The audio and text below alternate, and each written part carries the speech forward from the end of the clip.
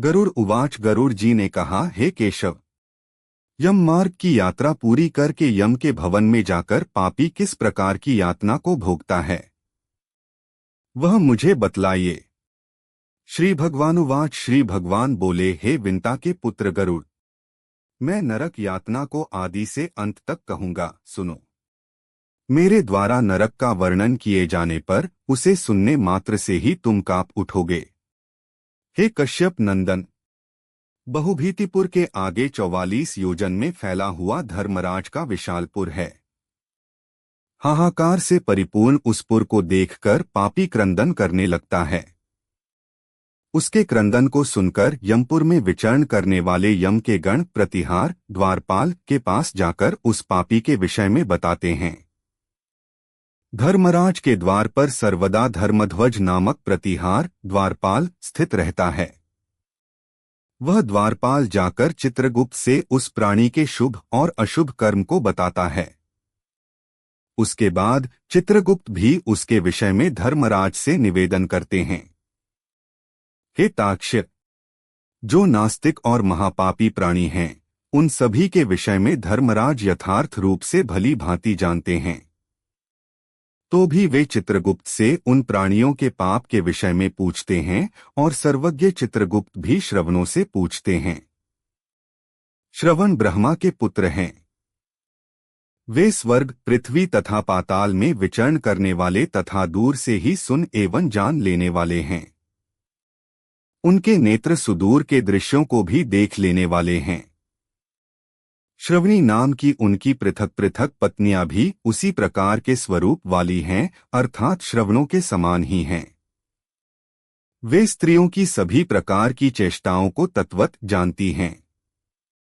मनुष्य छिपकर अथवा प्रत्यक्ष रूप से जो कुछ करता और कहता है, वह सब मनुष्य के मानसिक, वाचिक और कायिक सभी प्रकार के शुभ और अशुभ कर्मों को ठीक ठीक जानते हैं। मनुष्य और देवताओं के अधिकारी वे श्रवण और श्रवणीय सत्यवादी हैं। उनके पास सी शक्ति है जिसके बल पर वे मनुष्यकृत कर्मों को बतलाते हैं। व्रत, दान और सत्य वचन से जो मनुष्य उन्हें प्रसन्न करता है, उसके प्रति वे सौम्य तथा स्वर्ग और मोक्ष प्रदान करने वाले हो जाते हैं। वे सत्यवादी श्रवण पापियों के पाप कर्मों को जानकर धर्मराज के सम्मुख यथावत कह देने के कारण पापियों के लिए दुखदायी हो जाते हैं। सूर्य, चंद्रमा, वायु, अग्नि, आकाश, भूमि, जल, हृदय, यम, दिन रात, दोनों संध्याएं और धर्म, ये सभी मनुष्य के वृत्तांत को जानते हैं। धर्मराज, चित्रगुप्त, श्रवण और सूर्य आदि मनुष्य के शरीर में स्थित सभी पाप और पुण्यों को पूर्णतया देखते हैं। इस प्रकार पापियों के पाप के विषय में सुनिश्चित जानकारी प्राप्त करके यम उन्हें बुलाकर अपना अत्यंत भयंकर रूप दिखाते हैं।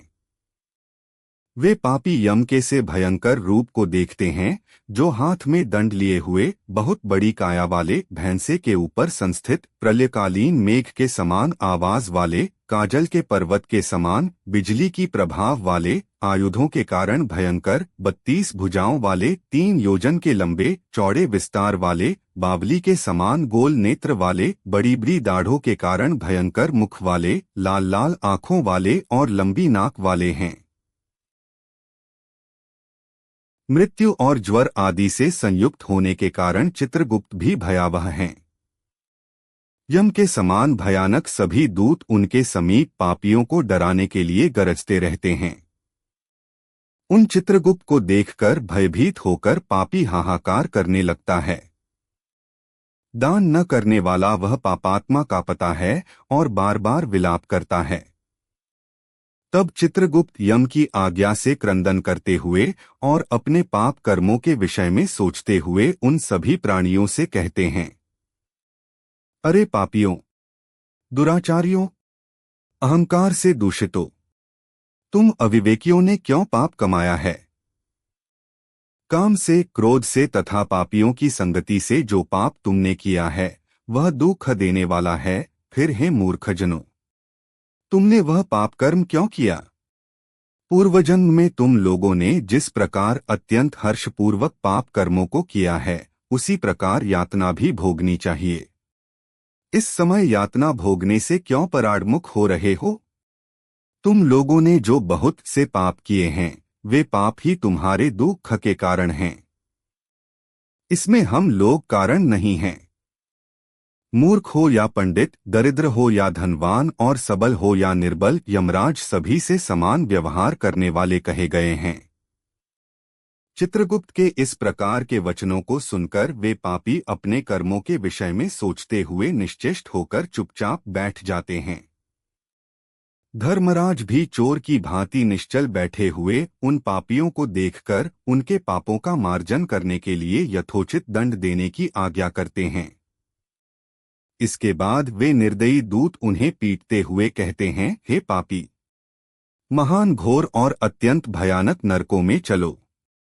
यम के आज्ञाकारी प्रचंड और चंडक आदि नाम वाले दूत एक पाश से उन्हें बांधकर नरक की ओर ले जाते हैं।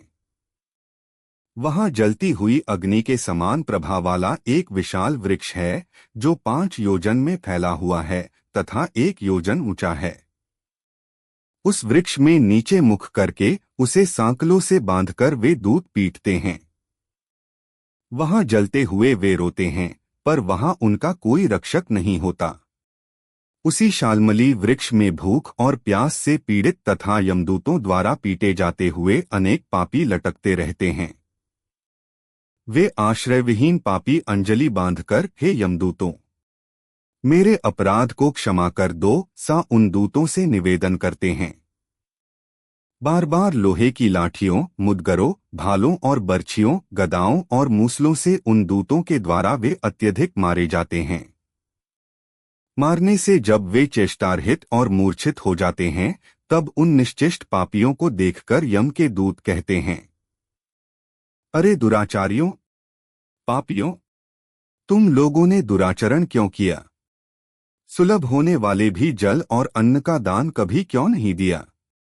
तुम लोगों ने आधा ग्रास भी कभी किसी को नहीं दिया और न ही कुत्ते तथा कौए के लिए बलि ही दी। अतिथि को नमस्कार नहीं किया और पितरों का तर्पण नहीं किया। यमराज तथा चित्रगुप्त का उत्तम ध्यान भी नहीं किया और उनके मंत्रों का जप नहीं किया, जिससे तुम्हें यह यातना नहीं होती। कभी कोई तीर्थ यात्रा नहीं की, देवताओं की पूजा भी नहीं की। गृहस्थाश्रम में रहते हुए भी तुमने हंतकार नहीं निकाला। संतों की सेवा की नहीं, इसलिए अब स्वयं किए गए पाप का फल भोगो। चूंकि तुम धर्महीन हो, इसलिए तुम्हें बहुत अधिक पीटा जा रहा है। भगवान हरि ही ईश्वर है, वे ही अपराधियों को क्षमा करने में समर्थ हैं। हम तो उन्हीं की आज्ञा से अपराधियों को दंड देने वाले हैं। सा कहकर वे दूत निर्दयतापूर्वक उन्हें पीटते हैं और उनसे पीटे जाने के कारण वे जलते हुए अंगार के समान नीचे गिर जाते हैं। गिरने से उस शालमली वृक्ष के पत्तों से उनका शरीर कट जाता है। नीचे गिरे हुए उन प्राणियों को कुत्ते खाते हैं और वे रोते हैं। रोते हुए उन पापियों के मुख में यमदूत धूल भर देते हैं तथा कुछ पापियों को विविध पाशों से बांधकर मुदगरों से पीटते हैं। कुछ पापी आरे से काष्ठ की भांति 2 टुकड़ों में किए जाते हैं और कुछ भूमि पर गिराकर कुल्हाड़ी से खंड खंड किए जाते हैं। कुछ को गड्ढे में आधा गाड़कर सिर में बाणों से भेदन किया जाता है। कुछ दूसरे पेरने वाले यंत्र में डालकर इक्षुदंड गन्ने की भांति पेरे जाते हैं।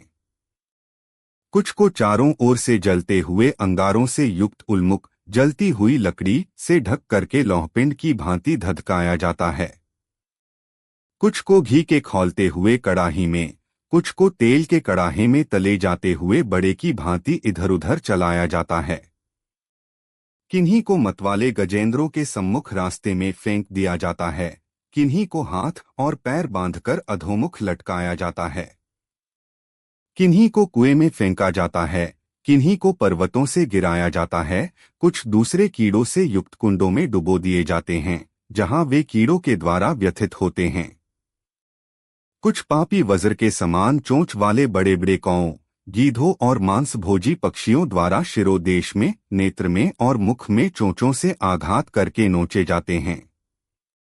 कुछ दूसरे पापियों से ऋण को वापस करने की प्रार्थना करते हुए कहते हैं, मेरा धन दो, मेरा धन दो। यमलोक में मैंने तुम्हें देख लिया है, मेरा धन तुम ही ने लिया है। नरक में इस प्रकार विवाद करते हुए पापियों के अंगों से सरसियों द्वारा मांस नोचकर यमदूत उन्हें देते हैं। इस प्रकार उन पापियों को समय प्रताड़ित करके यम की आज्ञा से यमदूत खींचकर तामिस्त्र आदि घोर नरकों में फेंक देते हैं। उस वृक्ष के समीप में ही बहुत दुख खून से परिपूर्ण नरक है, जिनमें प्राप्त होने वाले महान दुख खून का वर्णन वाणी से नहीं किया जा सकता। हे आकाशचारिन गरुड़, नरकों की संख्या 84 लाख है। उनमें से अत्यंत भयंकर और प्रमुख नरकों की संख्या 21 है। तामिस्त्र, लोहशंकु, महारौरव, शालमली, रौरव, कुडमल, कालसूत्रक, पूतिमृत्तिक, संघात, लोहितोद, सविश, संप्रतापन, महानिरय, काकोल, संजीवन, महापथ, अवीची, अंधतामिस्त्र, कुंभीपाक, संप्रतापन तथा तपन, ये 21 नरक हैं। अनेक प्रकार के पापों का फल इनमें प्राप्त होता है और ये यम के दूतों से अधिष्ठित हैं। इन नरकों में गिरे हुए मूर्ख, पापी, अधर्मी जीव कल्पपर्यंत उन नरक्यातनाओं को भोगते हैं। तामिस्त्र और अंधतामिस्त्र तथा रौरवादी नरकों की जो यातनाएं हैं, उन्हें स्त्री और पुरुष पारस्परिक संग से निर्मित कर भोगते हैं। इस प्रकार कुटुंब का भरण पोषण करने वाला अथवा केवल अपना पेट भरने वाला भी यहाँ कुटुंब और शरीर दोनों को छोड़कर मृत्यु के अनंतर इस प्रकार का फल भोगता है। प्राणियों के साथ द्रोह करके भरण पोषण किए गए अपने स्थूल शरीर को यहीं छोड़कर पापकर्म रूपी पाथेय के साथ पापी अकेला ही अंधकारपूर्ण नरक में जाता है। जिसका द्रव्य चोरी चला गया है, से व्यक्ति की भांति पापी पुरुष दैव से प्राप्त अधर्म पूर्वक कुटुंब पोषण के फल को नरक में आतुर होकर भोगता है। केवल अधर्म से कुटुंब के भरण पोषण के लिए प्रयत्नशील व्यक्ति अंधकार की पराकाष्ठा अंधतामिस्त्र नामक नरक में जाता है। मनुष्यलोक के नीचे नरकों की जितनी यातनाएं हैं, क्रमश उनका भोग भोगते हुए वह पापी शुद्ध होकर पुनः इस मर्त्यलोक में जन्म पाता है।